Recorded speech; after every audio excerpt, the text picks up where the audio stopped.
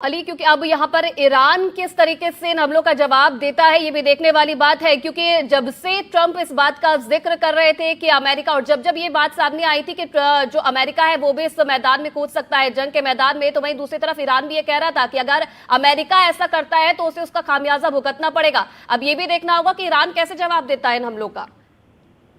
जी बिल्कुल, देखिए इसको अब ईरान किस तरीके जवाब देगा वो ये बहुत बड़ा ही देखने वाली चीज होगी। क्योंकि सबसे पहले क्या ईरान जो यूएस बेस है इराक के अंदर, क्या वहां पे सबसे पहले हमला करेगा? क्योंकि यमन, इसमें सिर्फ ईरान ही नहीं, यमन और यमन ने भी कहा था कि अगर हमने कोई ऐसे जहाज या कोई सी के अंदर आते हुए हमने देखे तो हम भी अपने बेड़े से उन पर हमला कर देंगे। वहीं अब ईरान की तरफ से भी अब ये देखना होगा कि क्या इस बड़ा फैसला लिया जाता है, क्या बड़ा सख्त कदम उठाया जाता है। क्योंकि ये एक बहुत बड़ी चीज है कि जो न्यूक्लियर साइट्स है, तीन जो ये सबसे बड़ी न्यूक्लियर साइट्स है, इन पर अगर हमला होता है तो बेशक ईरान के लिए भी एक बहुत बड़ी मुश्किल हो सकती है। लेकिन जिस तरीके से भी ईरानी मीडिया की तरफ से बात सामने आ रही है उसमें दिखाया गया है कि अभी इतना ज्यादा उसको कुछ भी ऐसा नुकसान नहीं हुआ है। और आपको बता दें कि ये किस तरीके से ये बनी होती न्यूक्लियर साइट बहुत ही 100 मीटर अंदर तक, बेसमेंट के अंदर जाके इनकी एक गहराई में होती है साइट। और इस पर B2, जैसे कि ईरानी मीडिया की तरफ से आ रहा है, B2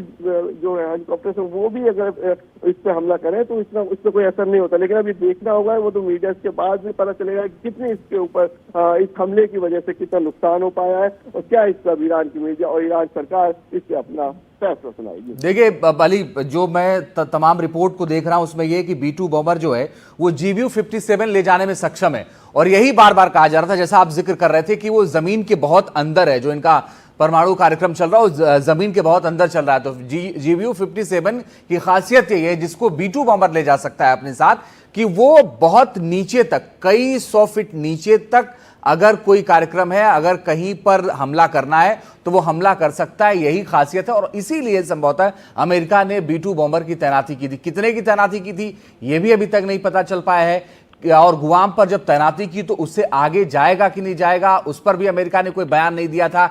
लेकिन ये जो तैयारी है, ये तैयारी चल रही थी और इजराइल इस बात को समझ रहा था कि बगैर GBU-57 के पूरी तरह से नष्ट नहीं किया जा सकता है जो परमाणु कार्यक्रम चल रहा है। क्या यही वजह है अली कि पहले B2 बॉम्बर को तैनात किया गया और संभवतः अब GBU-57 का इस्तेमाल किया गया B2 बॉम्बर के जरिए और उसको खत्म किया गया है? बिल्कुल, देखिए हो सकता है इससे। और साफ तौर पे दूसरी चीज इसमें ये भी है कि एक प्रेशर भी, अब इसमें हम इसमें कहें साफ तौर पे, जो इजराइल का प्रेशर था वो भी एक तरीके यूएस ने साफ तौर पे इस पे करते हुए दिखाया है कि भाई आप देख सकते हैं कि हमारे पास भी इतनी बड़ी पावर है, हमारे पास भी वो बम है, वो हमारे पास मिसाइल है, हमारे पास वो हथियार है जो कोई भी जो देश के पास नहीं होगा। जो कोई लोग सोचते हैं कि हम बिल्कुल सेफ हैं, हम वहां पे भी हमला कर सकते हैं। और हमारे जो प्लेन है, हमारे वो फाइटर प्लेन जो है, वो कहीं पे भी जाके किसी पे भी हमला कर सकते हैं। तो इस तरीके से यूएस ने अपनी इस वक्त पावर जरूर दिखाई है और इजराइल भी इस तरीके से खामोश हो जाएगा कि जिस तरीके से वो अपेक्षा कर रहा था कि यूएस आए और इसमें हमला करे ईरान के ऊपर, तो वो साफ तौर पर दिख रहा है कि इससे इजराइल को भी एक तरीके से पावर मिलेगी कि यूएस उसके साथ खड़ा हुआ है। लेकिन अब यूएस ने जिस तरीके से कह दिया कि हमने वार कर दिया है और अब हम सिर्फ पीस चाहते हैं, अब देखना होगा कि क्या अगला, अगर जब ईरान कोई अटैक करता है तो क्या फिर से यूएस इसमें कूदता है या अब वो सिर्फ दूर ही रहेगा। बिल्कुल अली, यहाँ पर ये भी देखने वाली बात है, क्योंकि इससे पहले जब इजराइल ने हमला किया था ईरान पर, तब कई ऐसे देश भी थे जो ईरान का सपोर्ट कर रहे थे। उसमें चाइना भी शामिल था, उसमें रशिया भी था, जिन्होंने इस हमले की निंदा की थी। अब जब अमेरिका पूरी तरीके से इजराइल का साथ दे रहा है, मैदान में आ गया है, तो अब इन देशों पर भी नजर रहने वाली है कि क्या ये ईरान का साथ देते हैं इस घड़ी में।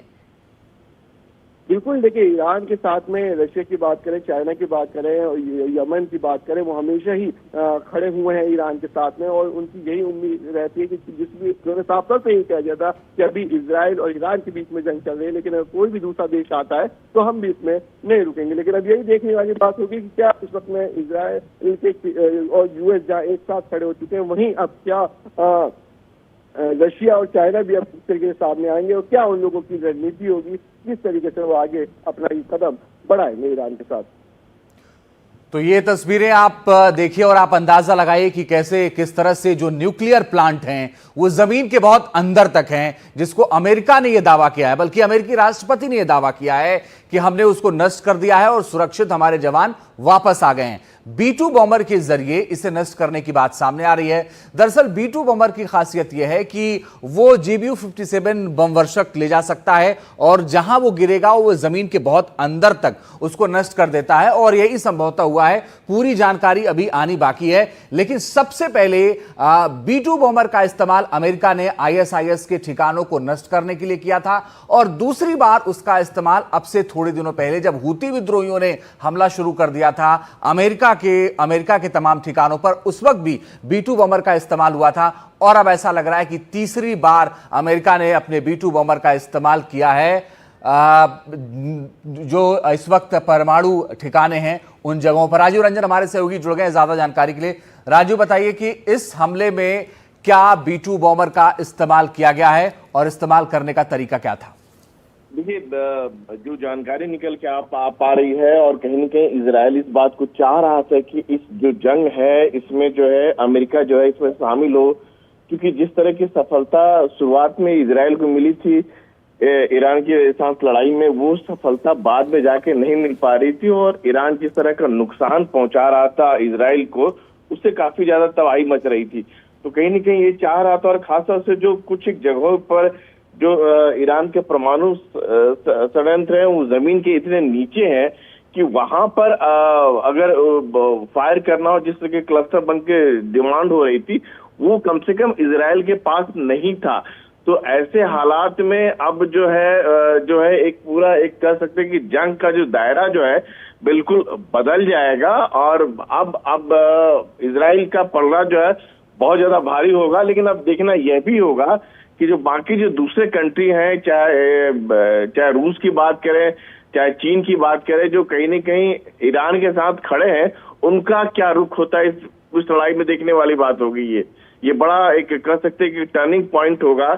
और हालांकि अमेरिका पहले ही साफ कर चुका था कि वो इजराइल के साथ है, लेकिन जंग में सीधे शामिल होना एक बड़ी बात होगी, और कहीं न कहीं इजराइल के लिए बहुत बड़ा बढ़त होगा, और ईरान के लिए बहुत बड़ा एक कह सकते हैं कि जो लड़ाई लड़ रहा था इजराइल के साथ में, अब उसकी कमर और जल्दी टूट जाएगी। जी बिल्कुल राजीव, क्योंकि यहाँ भी ये भी देखना होगा, क्योंकि अब ये फैसला एकदम से कैसे लिया गया ट्रंप की तरफ से, क्योंकि वो ये बार बार कह रहे थे कि ईरान जो है आग्रह कर रहा है कि वो उनसे बात करना चाहता है, व्हाइट हाउस में आकर बात करना चाहता है, और ये भी कहा जा रहा था अमेरिकी प्रवक्ता की तरफ से कि 2 हफ्ते में जो डिसीजन है वो ट्रंप की तरफ से लिया जाएगा। तो एकदम से हमला करना इस वक्त इस बीच में ये क्या दर्शाता है?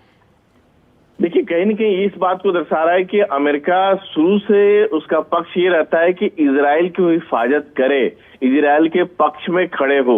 और जिस तरह से लगातार इजराइल का नुकसान हो रहा था, जिस तरह से तबाही का मंजर जो है तेल अवीव से लेके हाइफा तक नजर आ रहा था, और जो ईरान के जो चाहे ड्रोन की बात करें चाहे मिसाइल की बात करें, जो तबाही इजराइल में मचा रहा था, तो उसे देखते हुए लगा कि इजराइल के लिए जरूरी हुआ कि अमेरिका अगर शामिल होता है तो उसका पक्ष मजबूत हो जाएगा। और खासतौर से जिस उद्देश्य के साथ वो लड़ाई लड़ रहा था, उसे लगा कि अगर B-2 बॉम्बर जैसे इस्तेमाल नहीं होता है, जो खास तरह के बम इस्तेमाल होते हैं कि जो काफी जमीन के अंदर तक जाके मार कर सकते हैं, तो उस पॉइंट ऑफ व्यू के लिए अगर देखिए तो एक बहुत फायदेमंद वाली बात है कि अब इसे ये लग रहा है कि अब लड़ाई जो है जल्द खत्म हो जाएगी और ईरान की हालत बहुत खराब हो जाएगी और इजराइल का पक्ष बहुत मजबूत हो जाएगा। लेकिन यहाँ देखने वाली बात होगी, जो बाकी जो दूसरे जो देश है, चाहे यूरोपियन कंट्री भी कोशिश कर रहे थे, फ्रांस के राष्ट्रपति ने ईरान के राष्ट्रपति से बात की, तो उनका क्या रुख होता है, ये देखने वाली बात होगी। बिल्कुल। और राजीव, क्या यहाँ पर ये भी समझा जाए, क्योंकि जिस तरीके से ईरान तो मानने का नाम नहीं ले रहा था, क्योंकि ईरान भी जिस तरीके से इजराइल हमला कर रहा था वो भी उसी तरीके से इजराइल के हमलों का जवाब दे रहा था, तो क्या यहाँ पर ये कहा जाए कि इजराइल कहीं ना कहीं थोड़ा बहुत कमजोर पड़ रहा था और इसलिए अमेरिका को इस घड़ी में इजराइल का साथ देने के लिए खुले तौर पर मैदान में उतरना पड़ा? बिल्कुल सही कह रही है। हालांकि देखिए, दो चीजें हैं। ईरान बार बार इस बात का आरोप अमेरिका पर लगा रहा था कि वो बातचीत कर रहा है, और बातचीत के दौरान ही उसी दौरान जो है इजराइल हमला करता है उस पर। तो ये कहीं न कहीं ये कर रहे कि कूटनीतिक तौर पर वो कह रहे थे कि धोखा हुआ है, और कहीं न कहीं उसके पक्ष जो है मजबूती के लिए अमेरिका को कूदना पड़ा।